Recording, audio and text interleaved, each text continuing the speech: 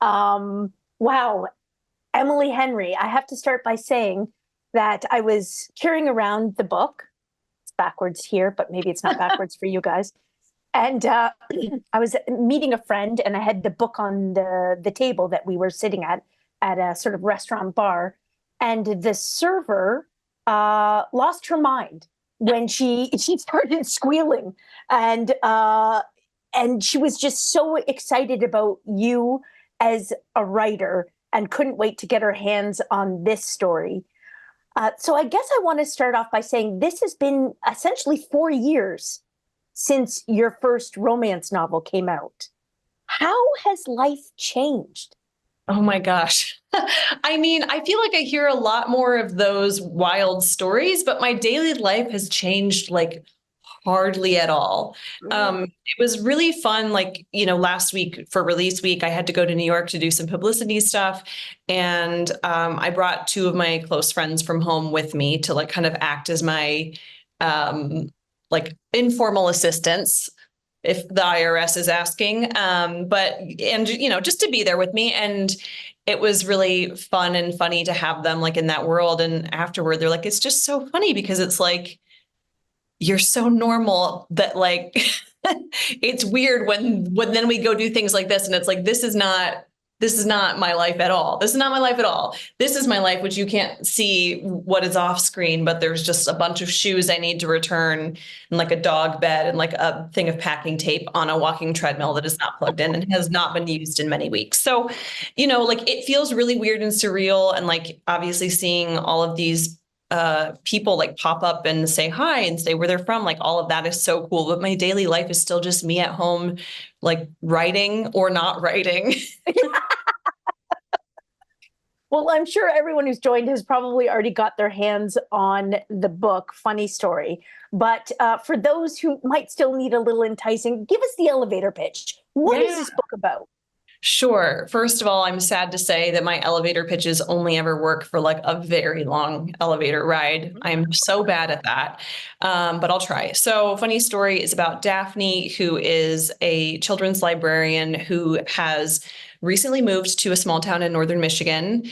To be with her fiance. And after getting there, they're moving closer and closer to their wedding.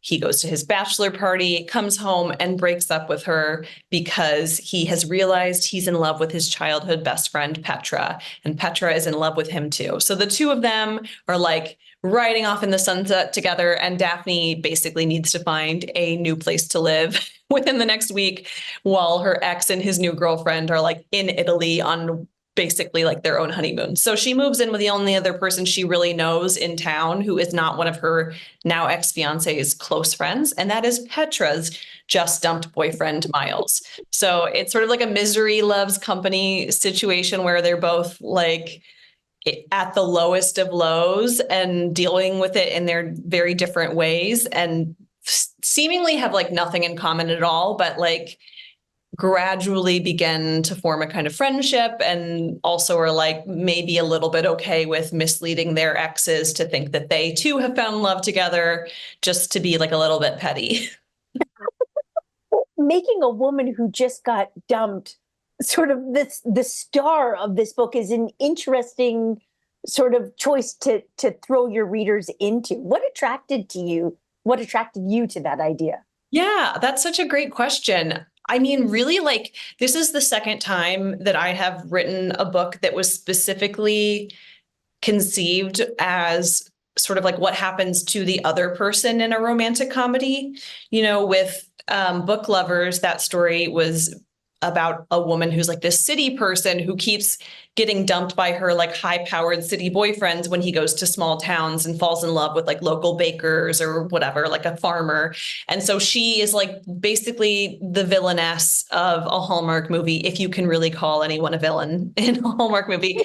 She just keeps getting dumped over and over and over again for someone who's found this like wholesome, beautiful love story that's like a totally different life than the one he's been living. And so I was really interested with that. Like, well, what happens to that woman? Does she have to go have her own transformative experience? Does she have to go fall in love with like a farmer or like a cupcake maker in Wisconsin for her life to be validated? Or can she have a different kind of story? And with this one, it was like sort of a reaction to my second book, People We Meet on Vacation, which was about two best friends who are dating other people consistently for like 10 years before they finally get it together and accept that maybe they're actually like totally in love with each other. And so with that, it's like, that's a love story and it's beautiful, but you kind of wonder like, well, what about this guy's girlfriend who he's been dating on and off for a decade? Where does she go from here? Like, how is she dealing with this? Because in real life, like it's pretty rare for someone to just be like a protagonist or a villain. We're all mostly just like doing our best and trying to like get through life. And so I really like taking those characters who could easily be shunted off to the side and making them like the center of the story.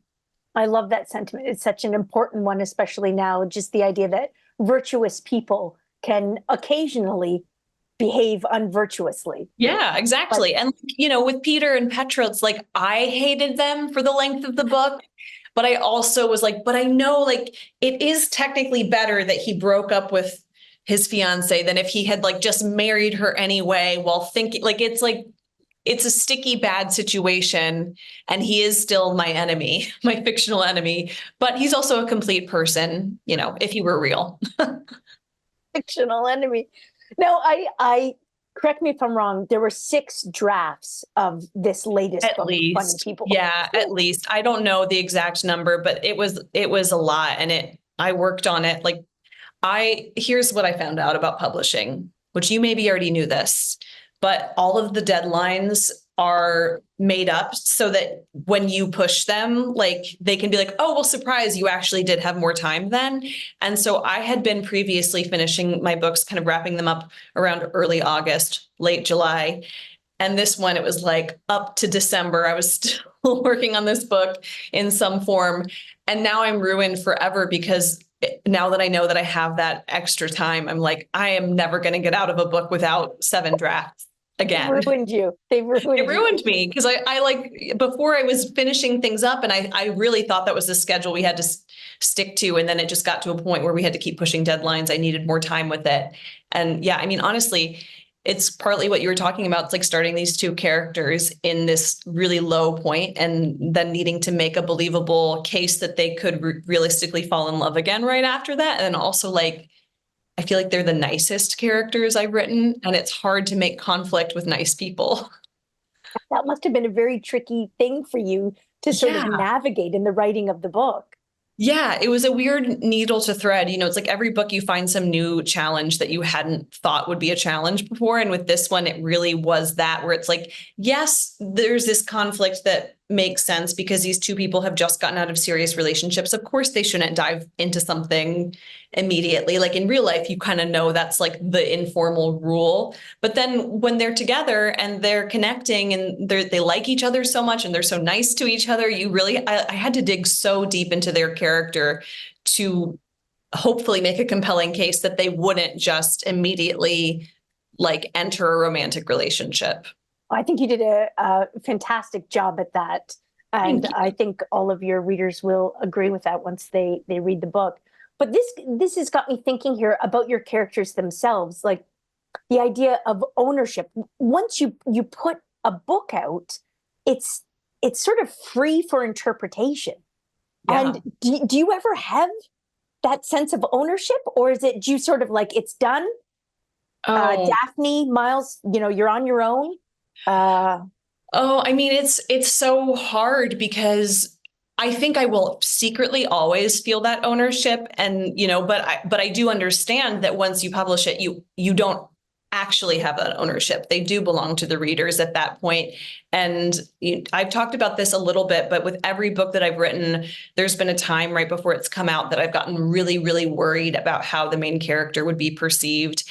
And I always, with each character, have had a clear idea of like how people were going to criticize her. Mm-hmm. And it stressed me out so much. And it wasn't until like happy place. Like the book before this, I think that I was talking about this feeling during an event and like realized in real time on screen with people that it's like the fear of how I'd be perceived. It's like as a woman, or at least I feel like I spend so much time wondering how I'm coming across to other people, if they think I'm being like a pushover, or if they think I'm being like a bitch, like am I being funny, or am I being obnoxious? Like, am I being like shy, or am I seeming like snooty or something? There's just like a lot of layers of anxiety about how you can be misinterpreted or how you can be perceived.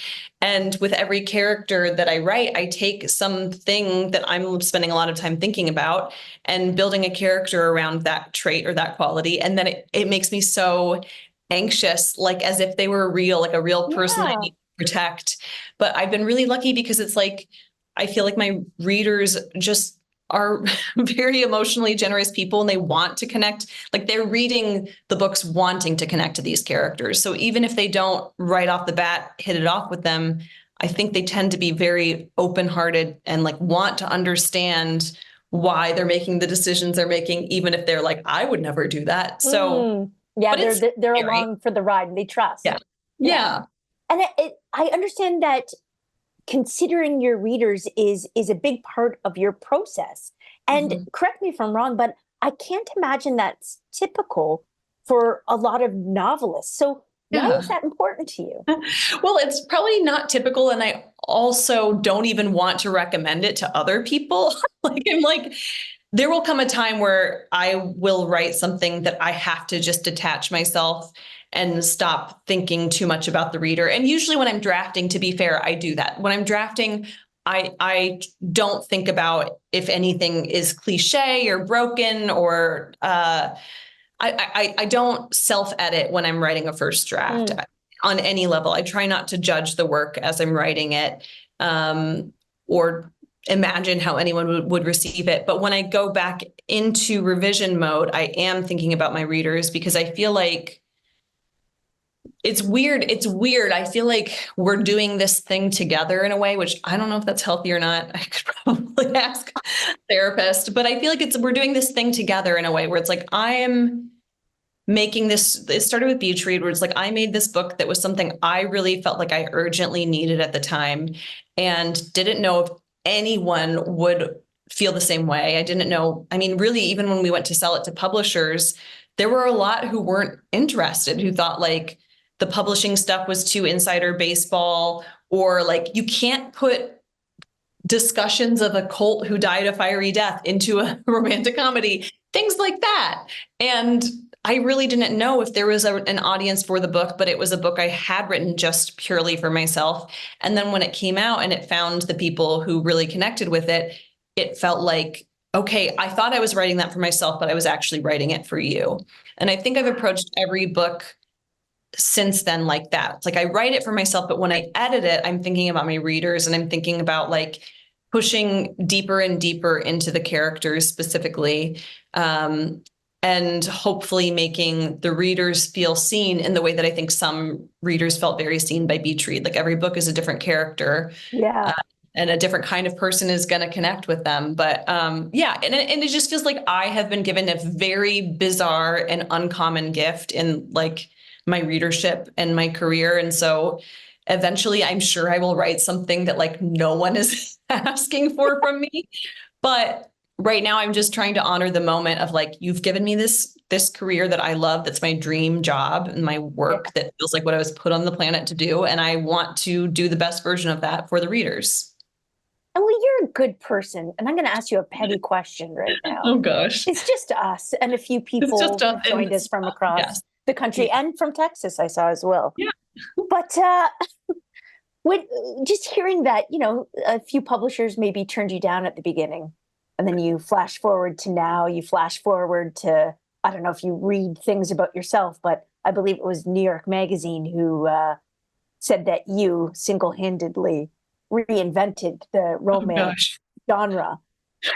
How good does that feel? Like just in like, I know you're such a gracious, beautiful person. I know this, but there's got to be one little part where you're like, well, okay, honestly, I never begrudged, like even the people who passed on Beach Read, they were very kind about it. Nobody was cruel. It was very much like, I don't like, I really, at that point, I had been publishing young adult novels for a few Yeah. years. And so I think I had very realistic expectations and it didn't sting the way that it might happen. So I might have carried more of like a thorn in my side. But I think like my experience in publishing YA was like a much more traditional like publishing experience where it's like you have to be the person who believes in your work more than anyone else. And a lot of the time I did feel like, why do I believe in myself? Because it seems like everyone around me is like kind of communicating that I shouldn't, like not my agent and editor, but you know, it just, you're looking for signs that you're good at what you do. And, you know, I had been lucky enough to get like a lot of affirmation, maybe too much growing up and in college and all of that. And I really felt like this was what I was meant to do as much as like a person can be meant to do anything. And I think that that is the thing that feels bigger, like full circle, like, and I don't even know if it's, I think the only level of pettiness there is that like, I did have to believe in myself and that I had something worth sharing. And I mean, yeah, it definitely feels good to have proven that. And I don't know. It's weird. It's such a mishmash of feelings. And even like the thing about like reinventing the romance genre, I hear that and I'm like, that's so nice. And then I also feel like my hackles rise because I'm like, I don't think that that is fair or true. And I also feel like if I were any other romance writer hearing that, I would be like, what about that's not, yeah, excuse me. Yeah. Yeah, exactly. And it's not fair. I think if anything, like I did my version of a romance novel and it happened to connect with readers in a big way in this moment in time. But I think really the readers are who have reinvented romance. Like it's hard to. That's interesting. Yeah, I mean, it's hard to quantify what like book talk and like the reader response to romantic comedies the last 5 years has done, but it has changed the market. It has changed what publishers are buying. Like they are the ones who are responsible for the boom we're seeing, like no individual author. Well, from what I understand, like the romance genre has taken off so much, it's essentially keeping a ton of publishers afloat. Yeah, I mean, the thing about publishing, at least that I have heard, is that we're basically operating on that same like tentpole model that a lot of Hollywood studios were using for years and years, which means throw all of your money and resources at one movie, try and make that bring in enough money that you can keep making other movies. And so there's a lot of great movies being made, but like that doesn't mean the studio is marketing all of them, even though they paid to make them. They're still like, but go see this Marvel movie because we can kind of, you know, like just snowball the success of that in a way that if we're evenly splitting our resources, it just simply doesn't work the same way. And so I think publishing has worked that way for a long time, where it's like there's lead titles and you put a lot of money into those and you try and like, you know, make enough to like pay to have other books come out. And so like for the first half of my career so far, I was a mid-list title, which means I was not getting those money and resources, which is how most writers live. Like that's making typical. It's typical. It's even like very many very talented, well-reviewed, well-loved authors, like that's still their experience and they're working authors in that way. But yeah, I think that the romance boom, the reader boom, I feel like I've even seen changes in that where it feels like, yeah, publishing is clearly taking note that readers want a lot in this genre. And there's a lot more of it. Like there's a lot more of it available and it's visibly available instead of just being like quietly placed on the Kindle Unlimited store or whatever. Yeah, exactly. But now it's like romance that publishers are paying for you to see. I love what you said though about sort of the readers being responsible. It's sort of driving the market. Do you have any theories about why, like, I don't even know when we could say, when the history books will say that this started. But let's say 5, 6, 7 years ago, any theories about what caused it? Oh, yes. We have many theories. I mean, the first thing that happened was we started seeing publishers try, like, instead of doing the traditional romance clinch covers with like a hot guy on the cover shirtless. Instead of doing that, they started doing like the cute little illustrated covers, which I think to people who hadn't grown up reading romance or weren't already romance readers, this is so much less intimidating because you're like, Yeah. it's like kind of, if you don't know much about the genre yet, you're like, that looks like maybe it could be like a Sophie Kinsella novel, which is a romantic comedy, but it's also not like heavy on the romance. It's more of like women's fiction, whatever. So I think that like destigmatized it a little bit. People who hadn't tried romance were dipping their toes in it because it just wasn't as intimidating. They didn't feel like there was going to be like a big arrow pointing at them when they're reading a cover with Fabio on it, like on the train or whatever. But also like the world is so bleak. I mean, we just like are coming out of a global pandemic. Like things, I think it makes so much sense that what we've been reaching for the last 10-ish years, 5-10 years, is like something that is not just comforting, but hopeful. And to me, the thing that I think about romance more than anything else is the hope of it, because every single book ends in this genre, ends with a happily ever after or a happy for now, meaning that that story is saying this is like the point of the book. Not that like these characters are never going to have anything go wrong in their lives ever again, but this moment of pure joy and connectedness is what really matters about the story. And I feel like that's making a statement about what really matters in life, because life is not going to end during like a beautiful love, speech. It's going to end in a different way than that. But the point of life is not like how it ends. It's like those moments of joy and connection. And I also do want to do a quick shout out because while I do feel like the groundswell has been growing and growing for romance, I remember when I saw things kind of changing, there were a few authors who I was really noticing lead the way. And two of the first ones to come to mind are Jasmine Guillory and Helen Huang. I saw like they had the cute illustrated covers, but their books had a little bit more like sexiness than the traditional just like chick lit book. And there was a lot of depth to them, characters like talking about like their neurodivergence or their experience with racism, and like all of this in the context of a warm, comforting love story. And that was what made me pursue publication for Beach Read, was because I was seeing these other authors do this thing where I didn't know if what I was doing, I didn't know if anyone would want it. And then they did it and people wanted it. I feel like you're consistently sharing this, or what's it called, paying it forward with the way that you champion so many writers. Just taking a look on your Instagram feed, whenever you can, it feels like you're championing a new book. Yeah. Did you just sort of answer why that's so important to you? Completely, because also like those authors who I was looking up to, like they blurbed my book. Like Jasmine Guillory did, Christina Lauren did, Sally Thorne. I'm sure a ton of other writers, Amy Reichart, like a ton of writers who I won't even be able to name in this moment. But what I noticed from the moment that I moved into the romance space was how supportive these other more established authors were. And that was so like just the most beautiful surprise. And it made a huge impression on me. It really was like, okay, don't forget this. Like people are treating you like this. You need to treat other people like this. Like it means so much. And it would be, it could be easy to forget what that's like to be that first time author who's like, going around asking Who is people. Drew Barrymore holding up your book saying, yes, oh my God.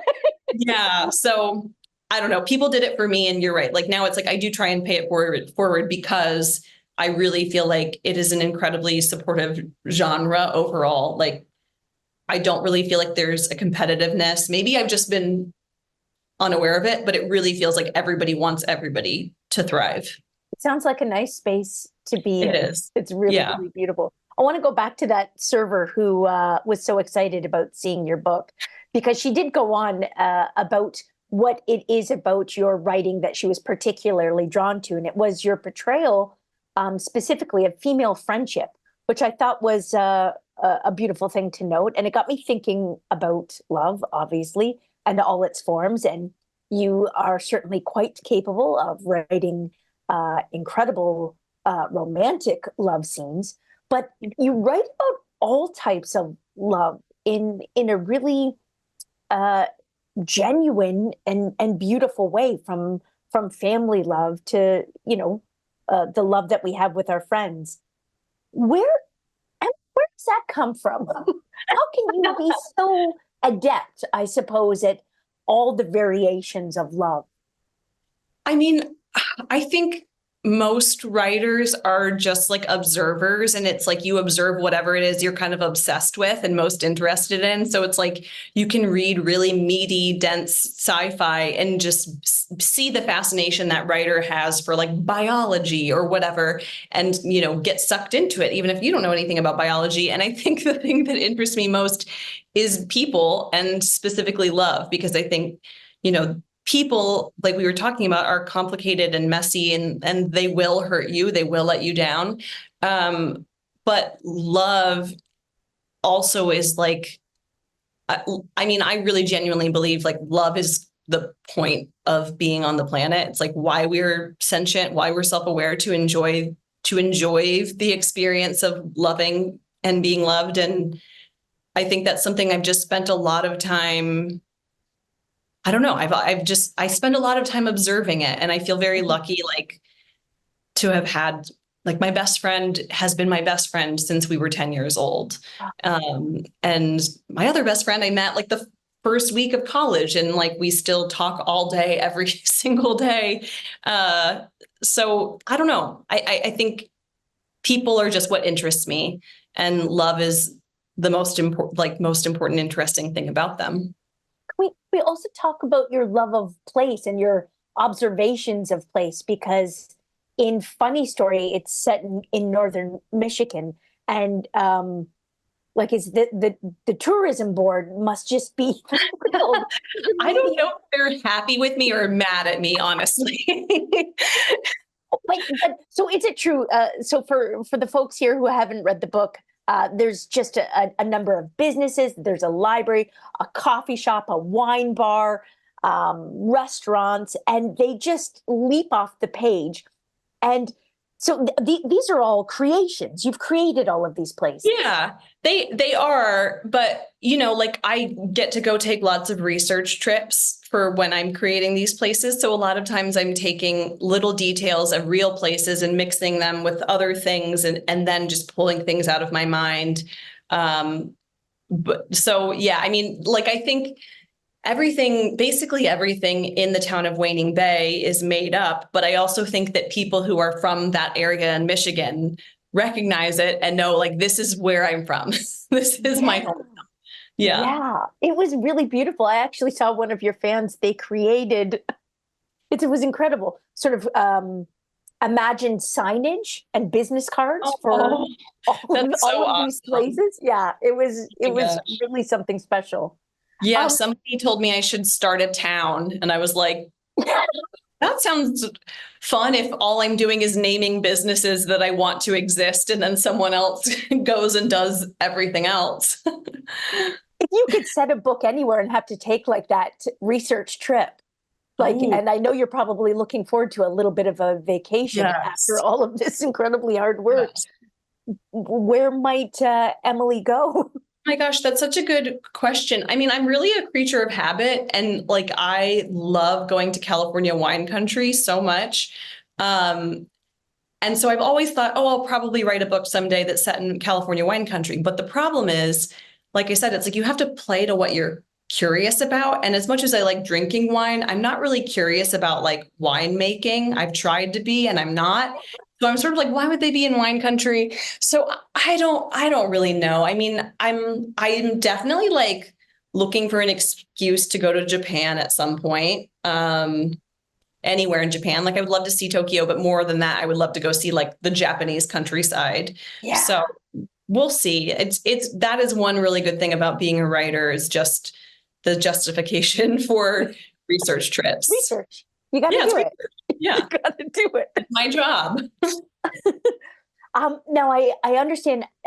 Again, correct me if I'm wrong. Is it two novels of yours that are now being adapted for the big screen? Three. Yeah. Mhm. Three novels. Okay. So we won't go into the weeds about that, because you probably can't talk about a lot of it anyway, I'm Yeah. guessing, unless you want to Yeah, okay. So you can't talk. Fair, I fair, fair. can't. I know I feel bad because it's like I'm answering the same questions evasively over and over again. But yeah, there's nothing new to share. But I wonder if you can talk to us about personally some of your favorite book to screen adaptations. Ooh, that's a really fun one. Oh my gosh. Okay, well, right off the bat, Bridget Jones's Diary. Maybe Fantastic. one of the best. Maybe one of the best came to mind. Like usually I can't think of things that quickly. So the fact that it was just right there, locked and loaded means something. I see someone saying Catching Fire. Yes, the entire Hunger Games trilogy. I think the first time I saw the first one, I was thrown off because things didn't look how I pictured it and whatever. I rewatched those movies during the pandemic. Absolutely devastating because they're so good that it's just like hurts beginning to end. Well, oh yeah, keep going. I've got more. The Yeah. 1990s BBC Pride and Prejudice with Yeah. Colin Firth, love so much. And then one that I think is a good example of an adaptation that is like a good, like a great movie that's a good commercial for a book that's totally different than the movie. There's two of those. The Shining and Annihilation by Jeff Vandermeer. Like both of those adaptations are so good. And then the movies are just like, or the books are just like totally different. So you can enjoy both. Can I just say, I've throughout my life, I've often seen the movie and then I will go back and read the book. And I think most people, the book lovers, they're usually disappointed in the adaptation, the film adaptation. That's why I thought Bridget Jones stood out so well. Yeah. But recently, I grew up watching The Shining. My parents didn't have much of a filter for what I got to see. Like, this seems fine. You're okay, what's this? But I only just last year read The Shining and then did the back-to-back versions of it. And Stephen King, apparently he was so disappointed in Stanley Kubrick's, like, which many people consider a masterpiece. Right. Like, how are you? Also, the whole time you're saying this, people are like putting in their other adaptations and they're so girl. good ones. So good. David Fincher shout out. Yeah. Yeah, so good. But no, I think I get the impression that Jeff Vandermeer feels the same way about Annihilation, but it's much more diplomatic in the way he speaks about it because like he, got famous when the internet already existed. And I think Stephen King is used to being able to just like say his opinions and not have like everyone hear them immediately. Yeah. But like same thing where it's like, what a beautiful movie. And then you read the book and you're like, what a fantastic book that has almost nothing to do with the movie. Yeah. And with The Shining, I think it's such a good movie, but I understand why he would be disappointed in it because it completely removes the character work that I think like is the whole point of the book, which is that Jack Torrance is not just this one-dimensional scary Jack Nicholson type. He is a troubled father who had an abusive father himself, an abusive alcoholic father, and he's trying so hard to not repeat the same mistakes as his own father and just falling apart. And so it's like, again, brutally sad. And the movie is like, this is really scary. Yeah, it took a little bit of the humanity away from the characters. Yeah. But then going back to what we were talking about, it is sort of once the book is out, those characters sort of, well, actually, no, they still kind of belong to you. Copyright wise. Yeah, they legally do. But with an adaptation, here's the thing that I have realized is I had to treat adaptations like stagings of a play or like Batman movies. Like there are a bunch of Batman movies and none of them are Batman. It's like, this is the Christian Bale Batman. This is emo Robert Pattinson Batman. Like this is, Michael Keaton. Yeah, Michael Keaton. I think George Clooney was him for one. Yeah. And all of those are valid. But then the Batman comics still exist, or like stagings of a play where you're like, this is this production of Romeo and Juliet. It's not the only production. It's just one collaboration's like take on it. And so like, I'm definitely in the room fighting for the readers so that hopefully they will love the adaptations. But I also don't want them to feel like the adaptations replace the book for them unless they love it more than the book, in which case that's fine. But I want them to feel like they can keep the book separate if they want. That is incredibly healthy. That is very, very healthy of you. Listen, I think we have just a couple more minutes before we dive into some of our viewers' questions, which I'm very excited about. So I want to just end on a very light note. Your characters in this book, their coffee choices, what they order, it reveals a lot about them. So I'm just going to put you on the spot. And I want you to think, so you're thinking of a character and you're thinking, okay, they drink their cup of Joe, drip coffee, and it's black. What kind of character is that? Well, that would be probably Gus Everett from Beach Read or Charlie Lastra. I mean, they're like just sort of no nonsense people. They're kind of it's fuel. Yeah, they're brisk. They're brisk and they're efficient, and they're kind of like don't give into a ton of like luxury in life. Although I think Charlie gives into like luxury as far as what he wears, but he's just going to drink. Actually, he'd probably have an Americano. So I'm going to just say it's Gus. Okay, it's like his shirt is dirty and wrinkled, but he's getting his writing done that day. You can also describe a character that doesn't exist yet. That's true. Yeah, but I just knew immediately that. I love Gus. So pumpkin spice latte. What kind of person in your head? Well, that would be someone like Poppy, someone who kind of delights in being like, just like, I don't know, who's not afraid of her own traditional femininity or girlishness or being judged for being like, I don't know, just an Instagram girl with a coffee full of whipped cream. I think she would do that. And I honestly think Miles would too. I think Miles, if there was a local coffee shop making a pumpkin spice latte with like real pumpkin pie exactly mix. Like farmers grew the pumpkin and they distilled it. And that's a good call. I like that. I liked Miles a lot. Yeah, he's great. Yeah. Sorry. What about decaf anything? Decaf anything. Realistically, I think Daphne, like, I mean, you know, she drinks chai in the book, but I think she would drink decaf. I don't remember if she drinks it at any point, but she's not really a huge caffeine person. And I think I could see Alex from People We Meet on Vacation eventually becoming more of a decaf person. Here's where I come out as a decaf person. I used to be such a diehard caffeine person. And in the last few years, I have realized it makes me so anxious. So I drink like shots upon shots of decaf espresso every single day, trying to convince myself that it's real caffeine, but like not give myself a heart attack. Oh my gosh, because my last one was going to be, what is your go-to coffee? It's a decaf espresso. Yeah, so it's decaf espresso with toasted marshmallow nut pods, which is almond and coconut creamer. It's not super sweet, just has a little bit of a sweetness to it and like a little bit of a faint taste of toasted marshmallow, but it's not like deeply flavored, deeply sweet thing. So I just do a splash of that and then 2 shots of decaf espresso on top of it. And it's just so good. I love it. That sounds like a magical drink. And I want, if anyone can tell me if that's available in Canada as well, I would be very... I don't know who makes nut pods, but I would look into it. They sell it at Target here. So. Oh, okay. So that's not far from us if we're going across the border, everyone. Yeah, right. Making a run to the US to get nut pods.